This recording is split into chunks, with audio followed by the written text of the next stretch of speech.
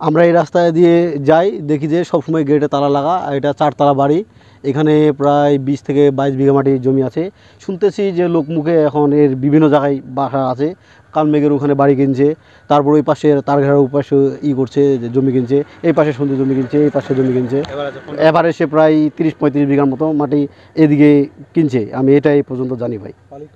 এটার মালিক ওবায়দুল নাকি, উনি পুলিশের টিআই ট্রাফিক সার্জেন্ট নাকি, এরকম শুনছি, কিন্তু ভালোভাবে দেখি না, আমি কখনো মালিককেও দেখি না। সেটাও তো আমি চিন্তা করতে যে ভাই, এই চাকরি করে, পুলিশের চাকরি করে এত বড় একটা সম্পত্তি বা এত বড় বিশাল ধন সম্পদ, এটা তো আমার বৈধ মাথায় আসে না। কিভাবে মানুষ এত সব সম্পত্তি করে, এটা হালালভাবে করছে না হারামভাবে করছে, এখন উপরালাই জানে। এটা আমি লোকের মুখে শুনছি এরকম। আমার এক চাচা ছিল তো এখানে ম্যানেজার হিসেবে ছিল, ওর মুখেই শুনছি যে এখানে 17টার মতো এর আরও ঢাকা থেকে মানে বিভিন্ন এলাকায় 17টার মতো আরও এরকম বাংলো আছে।